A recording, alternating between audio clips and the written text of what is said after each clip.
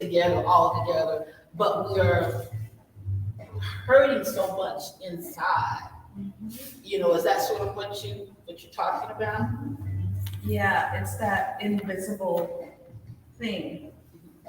Let's call it a curtain or a screen that says, come right here, but don't come any closer, right? And COVID made it even worse because we had to be social distancing. So a lot of us were comfortable with COVID because, okay, so now I don't have to talk to anybody.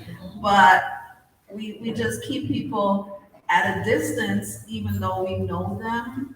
We know who they are. We know what they do. Well, this book allowed me to be naked publicly. I'm publicly naked today and unashamed and also unafraid. I'm not intimidated by anybody anymore. And that makes me happy. That makes me joyful. That makes me feel like I could do anything at almost 63 years old. And the amazing thing as I was reading that, and since you said that, it felt like you were uncovering me because I began to, this is me personally, begin to feel different pains from 10, 15, 20 years ago. So, and it was like swelling all up in me again. And it's like, my Lord, what is this? Because you walk that walk, but to have someone actually, you're naked in this book. God knows you.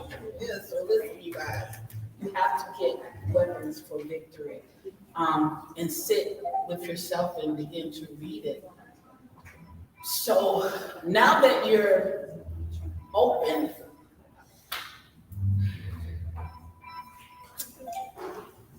you're not ashamed. And how can we not be ashamed? Yeah. I'm sorry. Asking me all these craziness. We had a conversation, right? It wasn't a setup, obviously, right? How could Besides getting counsel. well, besides getting the place, and I was listening to Priscilla Shirer. She's one of my favorite speakers, and she was talking about a book. It's an old book, but it was an old interview talking about discerning the voice of God. And the person who did, one of my little mentees hooked me up today and made me look amazing. But while she always knows that while she's doing all that, we're going to have a session, right? And she was talking about, how do I know the voice of God? How do I know the voice of God? And I had to be honest, just like Priscilla was. I've never heard God audibly speak to me. But I know when he's saying no, when he's saying wait, when he's saying yes. And that's only because I have the hookup, right? I talk to him every day. It sounds so easy, right? But for us to actually do it, first we have to get the kids together. Then we gotta get the husband together. Then we gotta get job together. And then, let me talk to God. And it's not rocket science, there's no particular posture, there's nothing. It's just a conversation, like we're having a conversation. If I want to get to know you, I just met her. We had a conversation in the parking lot. I had no idea who she was, and she had no idea who I was. But just out of that conversation, our relationship was built. And it's the same idea. Just have a conversation. Will you ever, I talk about my first real encounter with God because you in the church because of your parents and they force you to go and all kind of stuff. And at 10, you say the prayer, Lord, come into my heart. And then teenage starts and it's like, ooh, where did he go? You're not even saying, where did I go? Where did God go? Because I don't see him here. And something happened to me that impacted me. I was in a car accident on my way to party it down, because I was a party girl. I still probably look like one, but I'm really not one anymore. I'm just like to be cute all the time. But I was on my way and we were in a Toyota Camry, 9 of us. That's how smart we were. There were 9 of us in the car. I was sitting on somebody's lap. That's how smart we were back then. And a car came out of nowhere. We had just left my house because I'm a born leader, right? I'm a leader, so I was always the ringleader. I knew where all the parties were, whether they were house parties, whatever. I had the hookup, whether we were getting on the subway, walking, getting in a car, all 9 of us, I was the planner, right? And I don't tell our parents we're going, we have a plan, let's stick to it. And I'm in the car and I see this car coming and nothing would come out of my mouth. I couldn't even scream, but I found myself, I got knocked out of the car onto the sidewalk. And I sat there going, where am I? It's almost like I was having this outer body experience, but in my mind, I felt like God was saying, your time could have been up today. Where would you have ended up? And I couldn't answer. So, after telling everybody not to tell their parents, out of fear, I ran home and told mine. I was like, oh, we were in the campus, we were sorry, we went to party, Everything was coming out so fast out of my mouth. But that was my first encounter with God. And no, he didn't come down from heaven and stand in front of me, but I could feel his presence saying, get it right, right? How old was I? About 19 or so? Get it right. And I've been literally trying to, because none of us are perfect, trying to get it right ever since. Just trying to get it right. And so, I'm not going to give away too much because we haven't read the book. But this one thing I do, when you talk about the abortion and the guilt that you felt from it. And the thing that stuck with me was gain the courage to own the mistakes, knowing God will forgive.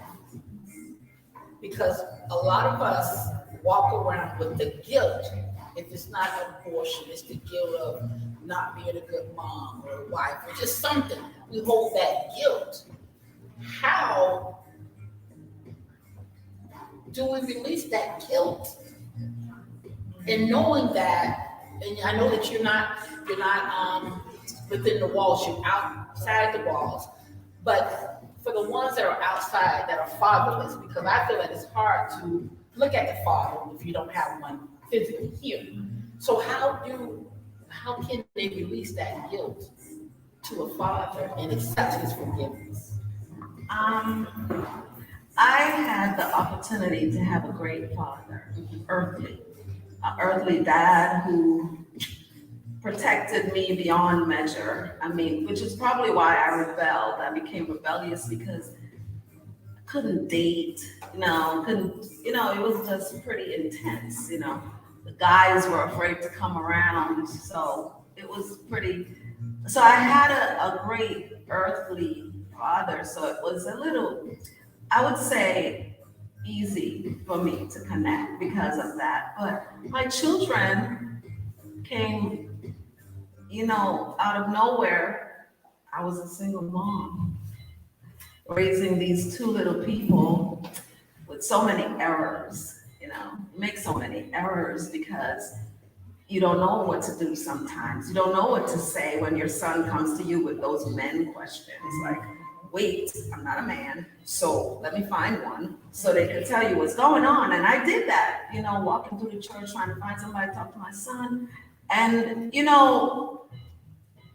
but having a relationship with somebody has to start somewhere. It has to start somewhere. And I'm actually teaching a course right now about integrating theology and psychology. And you look at psychology, which is man-made, and theology, God-made, and how they connect. And this week, the question to my class was about those children who are born unattached to parents, who have attachment issues even as older people, and recognizing that, even because all of my students kept saying, you need a good attachment in the beginning in order to even recognize God. And I said, yeah, but something happens. I don't think everybody in the room had a good attachment with their parent. However, I know a lot of those people have good attachments with God now because they had to make a decision. And sometimes those decisions that you have to do on your own are better. I had people all around me saying, go to God, it's God. You hear so much God that you don't want to hear him anymore. But there's the person like my son, when I used to always try to get them to sit with me in the morning and pray and read, he would cry. I don't want to do this. Other people are sleeping, mommy, and we're awake doing this. And I would be so dogmatic about it till my children literally went on their own little path, and I wrote a little bit about them, but they have their own stories. So they went on their own little rampage. But at the back of the book, the pictures are not that great, but you see my son getting baptized, right? And it did not happen on my watch. It happened on somebody else's watch. And he said to me when he was about to get married, he gave a little speech, and he said, Mom, I bumped into God for myself, but it's only because you introduced him to me that I recognized him. And so if I could say something to parents, just keep doing what you're doing. You're not always gonna be doing, you're gonna make mistakes, you're gonna fall down. I fell hard sometimes. I kept saying, God, where are you in this? Because I don't know how to do this. I had people raising me, 2 people. And here I am trying to do this, trying to get it right. But when he said that, I realized all you gotta do is just do what you do and do the best that you can do. I have such a great relationship with my children now. I mean, my daughter calls me 24/7 for nothing. I'm like, what are you calling me for? You just know, why are you calling again? Oh, I don't know, I forgot to tell you something, and so the same young lady who couldn't wait to get out of my house can't wait to get back in my house. Wow. And so you feel like you're doing it wrong, but as the years go by, and I can talk to her about this, and I say, when was it that, you felt like you could talk to me and be friends with me? And she said, when you stopped talking. When you stopped talking, and my daughter is very aggressive. She said, when you stopped talking, I felt comfortable talking. I'm gonna back that up. I'm gonna back up for a moment. You still have more questions? I mean, I answered them You did, but because I'm thinking about, you had this beautiful wedding, you had the father, you had the mother, beautiful wedding. You had it, cost money, a lot of money. And that, a little boy, little girl, and all that all crumbled. How? I know we have the word. Did you keep it together mentally? Can I answer a question by saying I don't know? Because, I know, but I don't know. Like now, I'm writing the sequel. The name of the sequel is Armored for Victory, Memoirs of a Crossover Season. And I keep going, when did I cross over? You know, when did I get to the other side where I felt, you know, okay, where I felt like I was gonna live and not die? I can't pinpoint the exact day that happened to me, because it was almost like I was having a shipwreck experience, like all right, just shipwreck again. It's like you just and you feel like you keep getting punched in your gut, and it's like, okay, I can breathe, and then you get punched again, and it's and so it just was in and out, in and out, in and out. But along the way, which is why I utilized Ephesians chapter 6. That's what got me through most of it. And also amazing people, friends, people that I could just, when I had hair, let my hair down with, you know. And, you know, even this whole thing caused my hair to fall out. And people, even when I go back to New York, why don't you cut your hair? Well, y'all were there when it was happening, but you just didn't notice what was happening until I said, I'm just gonna be free and take it all off. Because if you saw pictures of me when I was younger, it's unrecognizable, because I show it to my husband now and he's like, whoa, you know, where did all that hair go? And it's like every situation, that's where it was happening. It was in my head. And now this hair has become part of it, right? Part of the story. Part of the story is that this is freedom right here, right, my sister? This is freedom. This is freedom right here, because a lot of us don't have it. And I thought about wearing a wig at one time. It felt claustrophobic. The weave thing wasn't working. So one day I came home, and it didn't start out like this. I came home, it was 2006 when nobody was doing this. I came home with no hair, and my son was like, you look exactly like me. You gotta go back and get your hair. And it was too late for that, because what happened was it was so much damage to my head that when I said, just cut off all the damage, and I looked in the mirror, I was like, oh, so you cut off all my hair. And I had to figure out how to be without hair. And last night, my wonderful dream guy gave me this haircut, right? And I sat there saying to him, I bet you never thought you'd be cutting your wife's hair. And, you know, I said, you know, he was seeing where it all happened for the first time. He was seeing it up close, because I used to go to barbershop, and he was seeing it, because that was the first time he said, I could do it. And he did. And I was trying to tell him like the story, you know? This is the story right here. I could tell you when this happened, when that happened, when that happened. So now if I meet a woman that's going through some hellish stuff, I could actually use my head. Because, you know, and I get opportunities like that, because I get, man, that's a fierce haircut. Really? Let me tell you about it. And I get women who say, I wish I could do that. I just don't have the courage. Let me tell you about it. And then I get to tell my story and set some people free. My sister right there has a thing on her head, but if she takes it off, she's even more bald than me. And you know, it took courage. It takes courage. And sometimes even when you're speaking from the church in a pulpit, I've had people say to me, you know, they get uncomfortable with this. Well, get comfortable with it, because I'm comfortable with it.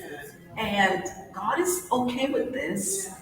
And, you know, some things just were allowed for me, because my hair was my pride.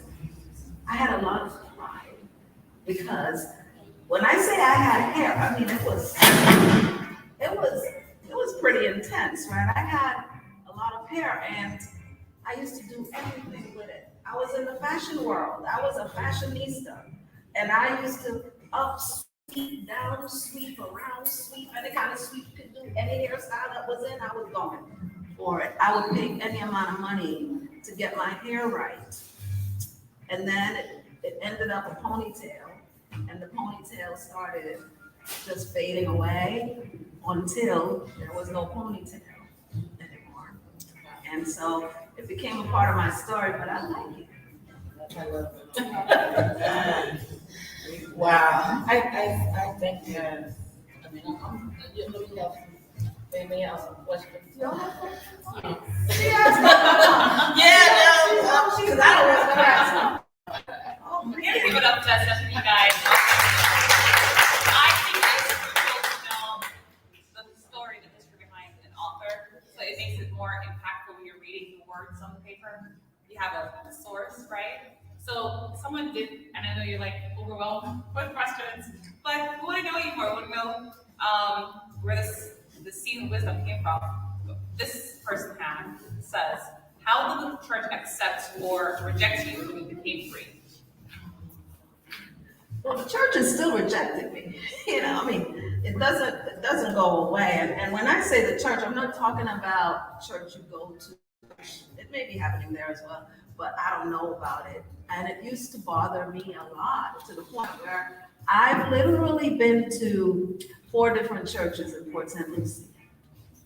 You know, became a member, you know, because I just wanted to be rooted somewhere in this town. It started at All Nations, which was Faith Center at the time. My beautiful bishop is sitting over there supporting me today. But, you know, if we're keeping it real today, we didn't always see eye to eye. And that's okay. That's okay. We didn't always see eye to eye. And then he did something during COVID. He didn't even realize he was doing anything. He took the church outside the walls. And I said, wow. Because everybody in this town was trying to figure out, how are we gonna go to church? How are we gonna go there? Well, he brought the church to the community, and that Bishop Cornelius Blake has changed the trajectory and the path of All Nations to make it truly All Nations Life Development Christian Center. You had to take it. And I know he, you know, I watch him. He doesn't know I'm watching him. I'm watching him in his little go-kart. And I always go home and I say, Keith, he's up to something. He said, how do you know? I said, he was on the cart. And I could literally see through that bald head that he's just thinking of something else to do in this community. And if that's what you're about, I'm in. I'm all in. If that's what you're about, I have to be all in. And I know he really does want this to be All Nations. It turns out that there are mostly African Americans there, but I know he would love the entire community come in. So my job is to go beyond the walls and say, you want to know a church that's all about the nations? Come to mine. And for all of us to embrace, like those pool ladies embrace me, for us to embrace, there is no color with God. You know, there's no color, there's no black church, white church, Jamaican church, all that. There is none of that. And I feel so honored to know these women. I mean, I don't know if any of them want me to say something about them, but one of them in particular, Diana, that's her name.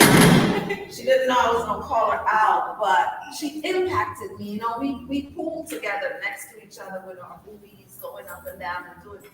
And she told me her story about losing her husband after 51 years. 51 years. And I sat and I'm like, and I watched this woman because she doesn't she's just a free go-getter, driving back and forth, North Carolina, here I come all over the place.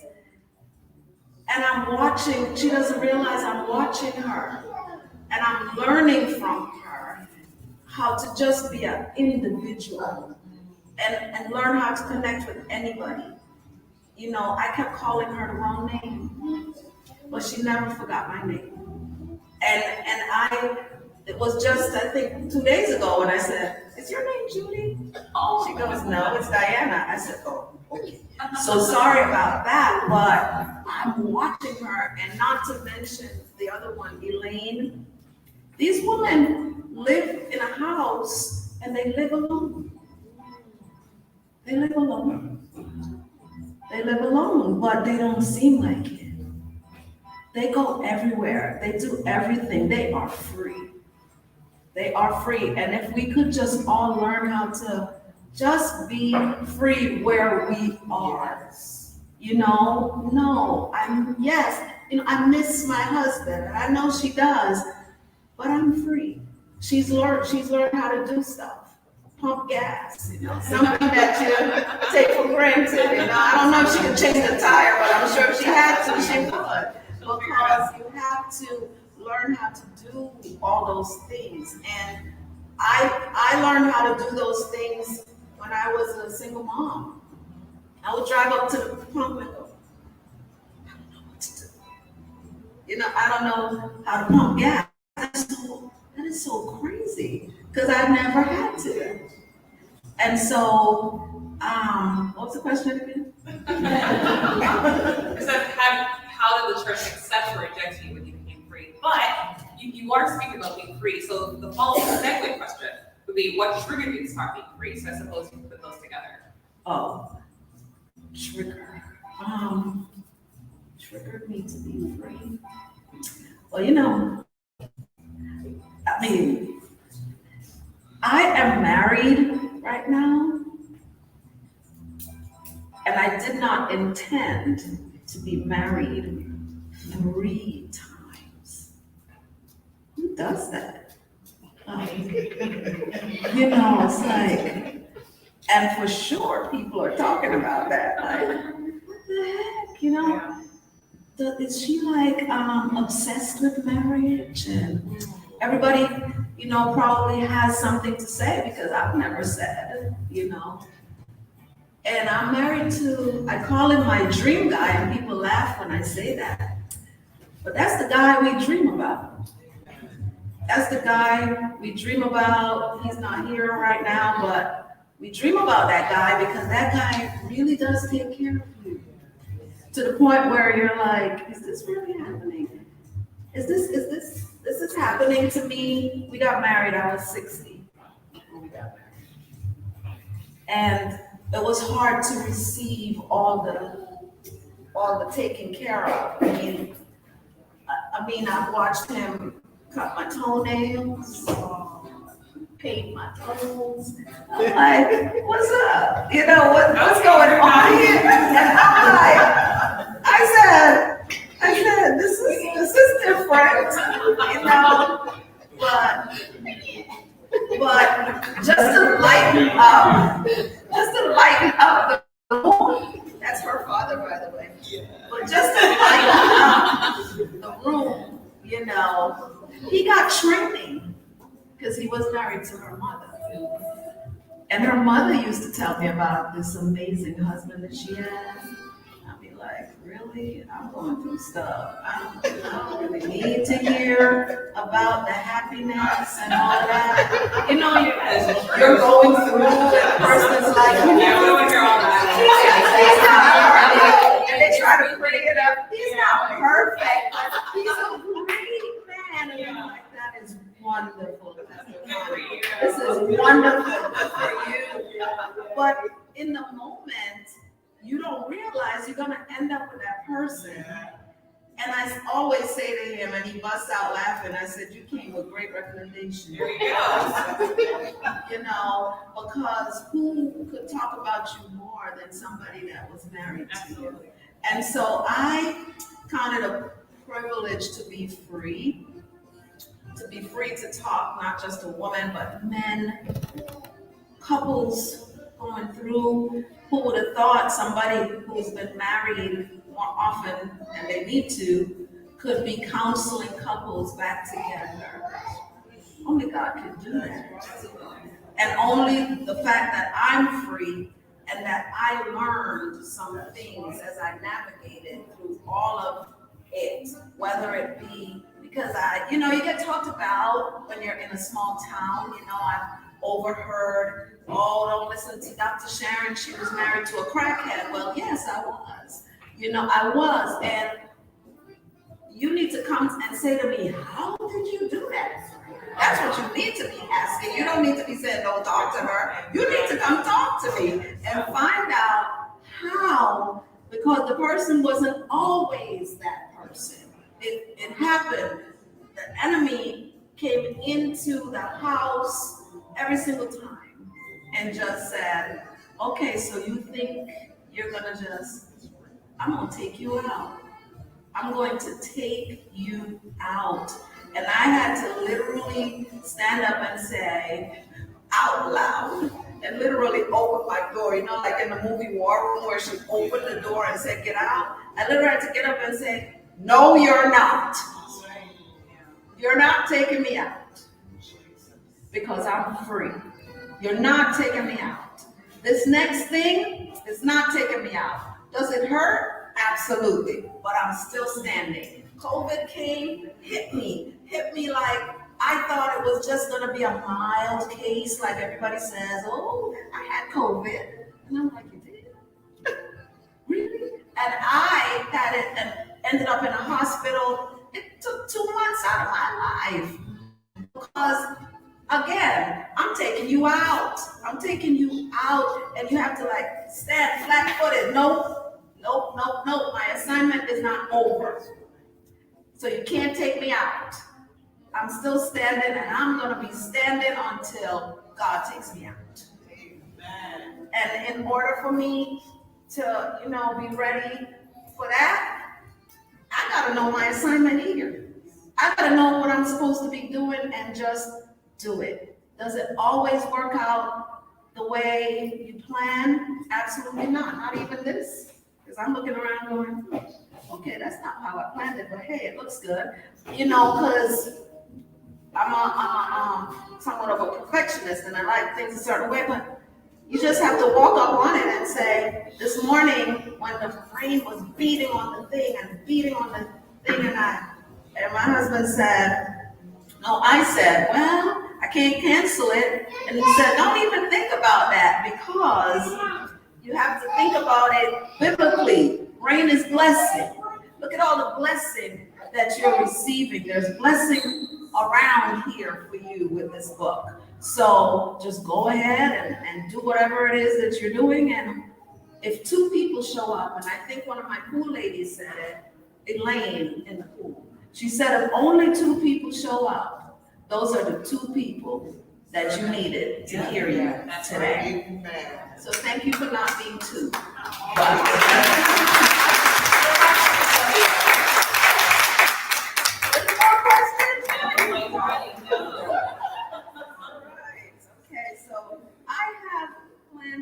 There's desserts. Yes. I have people that went all out with this. I did not. I keep calling the wrong name. Bree made this amazing cake. You need to bring that cake. Yeah. Come on, Bree. These women, how did I meet them? I just met them. I met them at a business expo. And I went home myself. I was gonna buy my stuff at Sam's, but y'all do good work. So there was my dream guy. He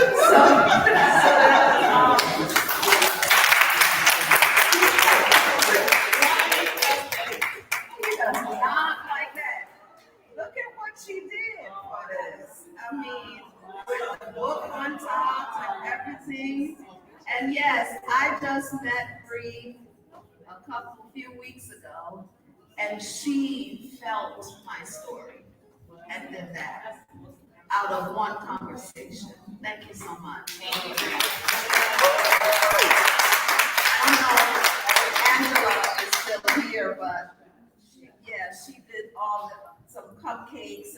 different things. And I have a lady from the pool. She's not here either. She's from Jamaica, but she's not my complexion, but she's from Jamaica. And she made amazing rum cake in there, and just different people just jumping in. Oh, you want desserts? I got desserts. And they showed up with amazing desserts. And I want you guys to enjoy it because I can't eat sweets anymore. So COVID took that part of my life. So y'all do what you do. And I just want it to be a great evening. And when you read that story, start writing. Start setting yourself free. Get over it. If it sounds bad to say that, I guess that's it. That's what God's trying to say. Get over it. Because if you don't get over it, you can't do what I want you to do. That's right. If you don't get over it, you know. And I wrote some other books that are sitting here. I'm selling them in a bundle for anybody who wants to get them. And my assistant Claudette, who has been with me through thick, thin, ice, everything. She's just been there, always encouraging me to say, we can do this. You know, this is how we roll. I mean, and she did. I asked her to come up with some platters for people who couldn't eat desserts. All I did was just give her some fruits. And when you see what she produced, that is why she's my assistant.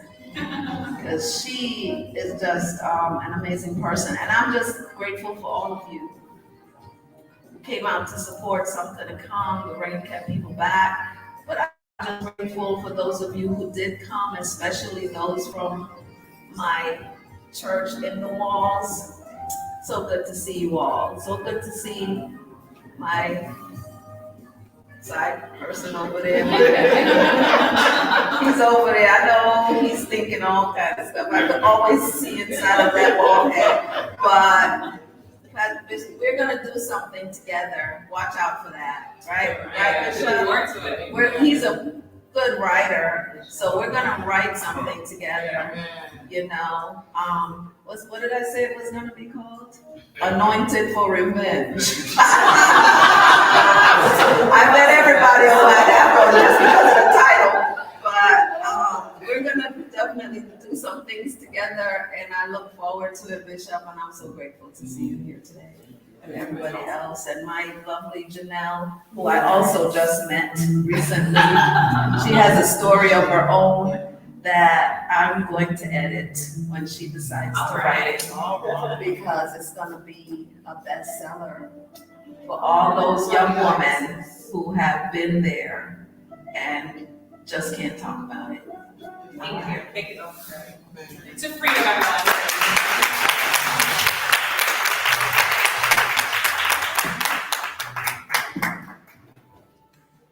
So if you want to have refreshments, please do. Claudette is the one that's selling the books and is always ready to take your money. Yes, the books are in front for sale, you guys, so please support as much as you're able to.